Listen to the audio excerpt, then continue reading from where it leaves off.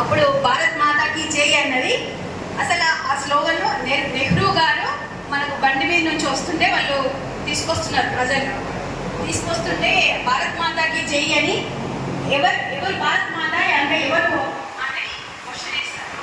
వేస్తే వాళ్ళు ఏమంటారంటే భూమాత అంటారు. భూమాత అంటే ఒక మీ గ్రామమైనా చుట్టూ గ్రామాల చుట్టూ రాష్ట్రమా ప్రపంచమా విశ్వమా అంటే మొత్తం విశ్వం అంటారు. అంటే ఇది విశ్వం అంటే మొత్తం విశ్వం అంటే మనదే. భూమాత అంటే మొత్తం మనదే, అదే మాత. ఆ మాత అంటే ఆ మాత ఎవరి కోసం ఉంది? ఎవరు అంటే మొత్తం భారత్ మాత అంటే మనమే భారత్ మాత.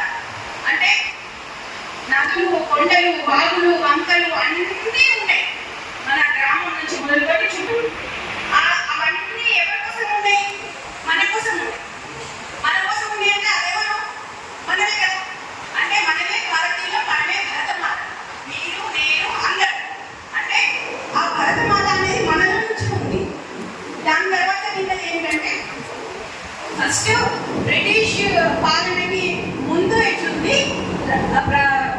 పరిస్థితులు ఎట్లున్నాయి, తర్వాత స్వాతంత్రం వచ్చినాక ఎట్లున్నాయి, అప్పటి పరిస్థితులు ఎట్లున్నాయి, ఎంత వెనుకబడి ఉన్నారు. అట్లాంటి టైంలో అంబేద్కర్ గారు కానీ, చాచా నెహ్రూ కానీ, బాబు కానీ, మిగతా నాయకులు కానీ వాళ్ళు ఏ రకంగా చేసిండ్రు మన కోసం, మన రాజ్యాంగాన్ని రచించడానికి ఏం చేసిండ్రు, అట్లాంటి పరిస్థితులను ఎట్లా ఎదుర్కొన్నారు, ఎన్ని ఆటుపోట్లను ఎదుర్కొన్నారు, ఆ పరిస్థితులను ఎట్లా మార్చుకోవాలని ప్రయత్నం చేసిండ్రు అనేది, ఎట్లా కష్టపడ్డారు అనేది బేస్ ఫస్ట్ పురాణం. అక్కడి నుంచి రాజ్యాంగం రాయడానికి ఎంత ఆలోచన చేసిండ్రు, ఎంత మందితోటి, ఎంత ఆలోచన శక్తితోటి వాళ్ళు ముందుకొచ్చి ఒక 300 మందితోటి తను అంబేద్కర్ గారు చైర్మన్ గా ఉండి, డాక్టరింగ్ కమిటీ చైర్మన్ గా ఉండి అంతమంది మేధస్సులతో కూడిన దానికి ఉంది ధైర్యంగా ఆడ ఉండి మేధస్సు ఉపయోగించి రాజ్యాంగాన్ని రాసిని మనం తెలుసుకున్నాం. ఫస్ట్ నేనేమనుకున్నా అంటే కాంగ్రెస్ నుంచి అప్పటి నుంచి పునాది వేసి కష్టపడి ఇంత పరిస్థితిని ఇంత దాకా తీసుకొచ్చింది మనల్ని, మన ప్రజల మార్పు కోసం, వాతావరణం పేదరిక నిర్మూలన కోసం, స్వాతంత్ర్యం కోసం ఇంత దూరం తీసుకొచ్చింది. కానీ ఇప్పుడేం జరుగుతుంది? మిగతా పక్కనున్న పార్టీ వాళ్ళు ఏదో చిన్న బేస వేసుకొని వాళ్ళ అవసరాల కోసము దాన్ని మార్చుకుంటున్నారు.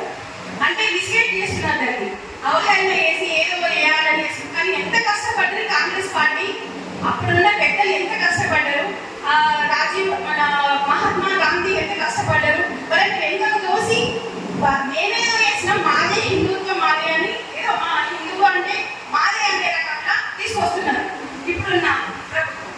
దానికి వ్యతిరేకంగా ఫస్ట్ నేనైతే చాలా గర్వపడుతున్నాను. ఎందుకంటే ఏఐసిసి నుంచి అంత నుంచి మన గ్రామం నుంచి, గ్రామ ప్రజల నుంచి తెలియజెప్పాలి, రాజ్యాంగం గురించి తెలియజెప్పాలి. మనం చిన్నప్పుడు నేనైతే చదువుకున్నాను, ప్రజల చేత ప్రజల కొరకు ప్రజాప్రభుత్వం అని చదువుకున్నాను. అది నాకు ఎప్పుడు గుర్తుంటుంది. అది అప్పుడు చదువుకున్నాను, కానీ ఇంత వివరంగా అనేది నాకైతే వినాలనిపించింది. వినే వరకు చాలా ఇంట్రెస్ట్ వచ్చింది.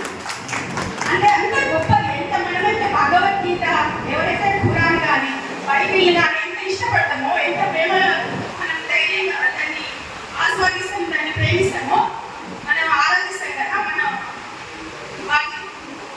అదేవిధంగా పౌరుల కోసం, సమాజం కోసం, దేశం కోసం రాజ్యాంగం రాసి ఇవెంత ముఖ్యమో అది ఇంకా అంతకంటే ముఖ్యం.